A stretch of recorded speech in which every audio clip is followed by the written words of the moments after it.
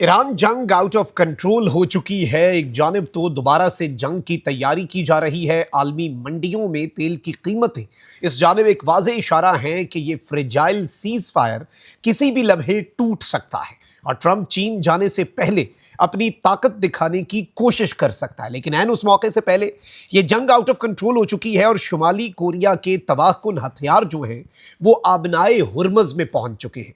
North Korea की entry का मतलब अमेरिका के लिए परेशानी है। यूं लग रहा है कि तीसरी आलमी जंग सर पर चढ़ाई है।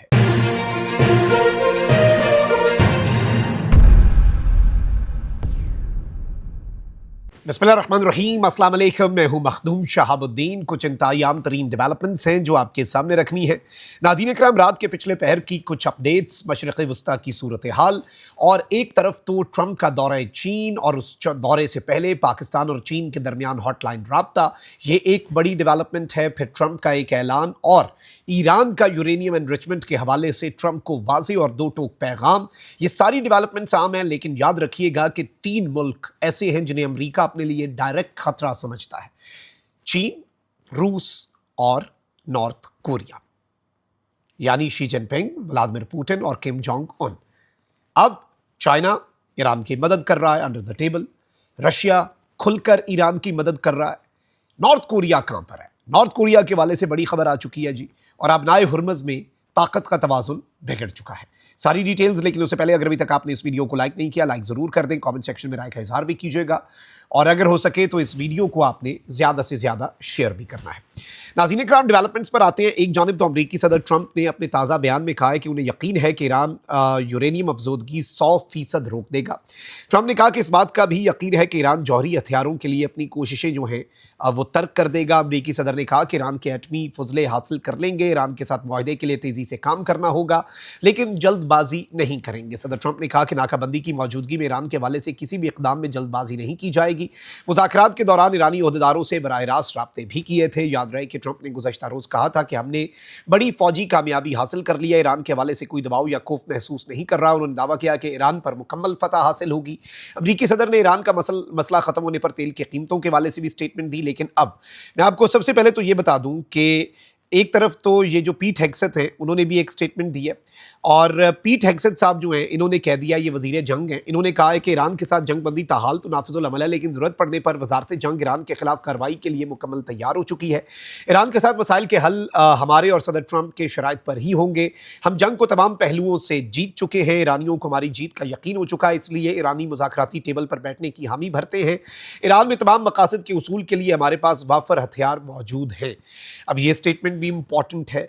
अब आते हैं अहम चीज़ पर। एक तरफ तो ईरान अमेरिका जंग बंदी के खात्मे का खदशा पैदा हो चुका है और तेल की कीमतें जो हैं वो फिर से बढ़ गई हैं। आलमी मार्केट्स और तेल की कीमतें कभी झूठ नहीं बोलती। इसका मतलब यह है कि कुछ ना कुछ बड़ा हो सकता है। अमेरिका और इसराइल के मुमकिन हमलों के खतरे के पेश नज़र तेहरान में पासदारान इनकलाब ने जंगी मशक़ें भी कर ली हैं। फिर जो अहम चीज़ है नाज़रीन इकराम, वो ये है कि ईरान ने भी एक स्टेटमेंट दी है, और ईरानी रुकन पार्लियामेंट जो है उन्होंने कह दिया, ट्रंप तो कहता है ना ईरान अपने पूरा यूरेनियम एनरिचमेंट रोक देगा, अपना हाईली एनरिच यूरेनियम भी मुल्क से बाहर शिफ्ट कर देगा एंड ऑल ऑफ दैट।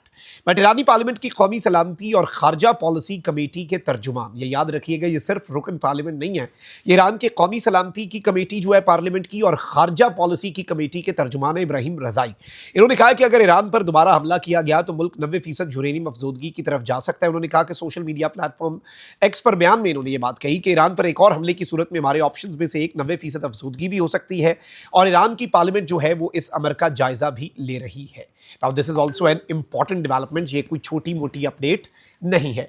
अब आते हैं एक और खबर के ऊपर। एक तरफ तो ट्रंप जो है वो चाइना जा रहे हैं, और इस सब के अंदर शी जिनपिंग जो है वो एक पोजीशन ऑफ स्ट्रेंथ में होंगे, क्योंकि ट्रंप इस जंग से नहीं निकल पा रहा और चाइना का एक बड़ा इन्फ्लुएंस है। हो सकता है ट्रंप को सदर शी से मदद मांगनी पड़ जाए। There is even a possibility कि ट्रंप उससे पहले ही अपने मसल्स दिखाने के लिए ईरान पे दोबारा से स्ट्राइक्स कर दे।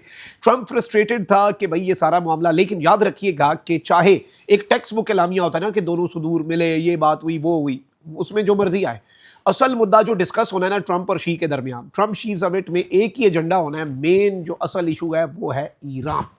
ट्रंप ने खत भी लिखा था कि आप हथियार क्यों दे रहे हैं ईरान को, ये ज्यादती कर रहे हैं आप। तो चाइना ने इनकार कर दिया। अभी इवन चाइना की कुछ फर्म्स जो हैं और कंपनीज और लोगों पर भी पाबंदियां लगाई हैं अमेरिका ने ईरान को वो कंपोनेंट्स देने के इल्ज़ाम में जिनसे ईरान अपने मिसाइल्स बनाता है, ड्रोन्स बनाता है। तो ये एक सर्द जंग तो चल रही है। लेकिन अब एक बड़ी डेवलपमेंट ये हुई है कि पाकिस्तान के फॉरेन मिनिस्टर इसहाक डार जो हैं उन्होंने चाइना के फॉरेन मिनिस्टर से टेलीफोनिक रब्ता किया है और इन डेप्थ उन्होंने गुफ्तगू की है, बड़ी डिटेल गुफ्तगू की है रीजनल डेवलपमेंट्स पर और जो ईरान और अमेरिका के दरमियान मुज़ाकराती अमल है उसके हवाले से। और ये कॉल जो है ये चंद घंटे पहले हो रही है ट्रंप के दौरा चीन से, तो इसलिए भी इसकी अहमियत बढ़ जाती है। अब आते हैं नाज़रीन किराम एक और बड़ी डेवलपमेंट के ऊपर। खबर यह है कि ईरान जो है उसने नॉर्थ कोरिया की अटैक सबमरीन्स जो हैं उन्हें डिप्लॉय कर दिया है इन स्ट्रेट ऑफ हॉर्मज़। ईरान की नेवी के पास इससे पहले आपको पता है ईरान की दो, एक तो ईरान की कन्वेंशनल आर्मी है, फिर एक IRGC की आर्मी है। इसी तरह से ईरान के अंदर यही हायरार्की है, एक नॉर्मल ईरान की नेवी है कन्वेंशनल, एक सिपाही पासदारान इनकलाब की नेवी है। नॉर्मल नेवी के बड़े बड़े जो अलामती बहरी जहाज़ हैं उन्हें अमेरिका ने तबाह कर दिया। IRGC के पास अभी भी 70 से 80% अपनी कैपेसिटी मौजूद है। उनकी छोटी बोट्स हैं, अभी भी आप देख रहे हैं ना, अपना हॉर्मज़ को आगे लगाया हुआ है उन्होंने पूरी दुनिया को। वो माइन लेइंग बोट्स जो हैं वो भी उनके पास बहुत ज़्यादा हैं। तो इस वक्त समुंदर के अंदर कंप्लीट US सुपीरियॉरिटी तो वैसे ही उस तरह से नहीं है। लेकिन अब खबर ये आ रही है नाज़रीन इकराम कि ईरान की नेवी ने लाइट वेट अटैक सबमरीन्स यानी आबदोज़ें जो हैं वो आबनाए हॉर्मज़ के अंदर तैनात कर दी हैं, जो कि मशहूर हैं पूरी दुनिया में। उनकी एबिलिटी क्या है कि वो शैलो वाटर्स में बहुत ही खामोशी के साथ वो अपना नेविगेशन कर सकती हैं, मैनूवर कर सकती हैं और बहुत ही तरीक़े से वो ऑपरेट हो सकती हैं। बड़ी ही खामोश ये आप कह लें कि सबमरीन्स हैं और बेसिकली क्या है कि ये दुश्मन की कश्तियों के ऊपर अटैक के लिए बड़ी बेहतरीन समझी जाती हैं। अच्छा, फिर एक अहम तरीन चीज़ ये है नाज़रीन इकराम कि ये जो कंजेस्टेड लिटरल वाटर्स हैं उनके अंदर ये छोटी और लाइट वेट सबमरीन्स जो हैं ये बहुत ही बड़ी फोर्सेस के ऊपर, यानी ये इक्वेशन तब्दील हो सकती है इससे। और ये जो नेवल फोर्सेस हैं अमेरिका की उनके लिए प्रोटेक्शन कॉस्ट को बढ़ा सकते हैं, उनके लिए थ्रेट को बढ़ा सकते हैं।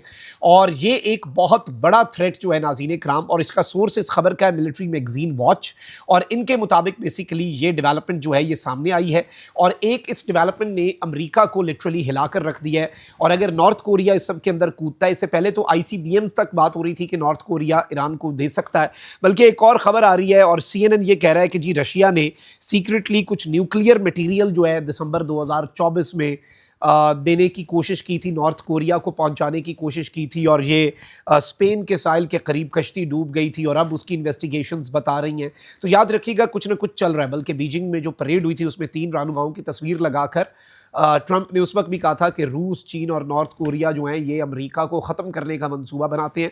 तो वही बात है कि दुश्मन का दुश्मन जो है वो दोस्त होता है। तो अब यूं लग रहा है कि नॉर्थ कोरिया इस सब के अंदर शामिल हो सकता है। इवन ICBMs वाली खबर की बाद में दोनों साइड्स ने तरदीद तो की, लेकिन खबर तो आई। और ICBMs बड़े ख़तरनाक होते हैं क्योंकि उससे तो ईरान की कैपेसिटी डायरेक्ट US सॉइल पर अटैक के लिए भी आ सकती है। सो लेट्स सी चीज़ें क्या रुख इख्तियार करती हैं। लेकिन अभी तक की ये डेवलपमेंट्स बहुत इंपॉर्टेंट थी, इन्हें समझना हमारे लिए।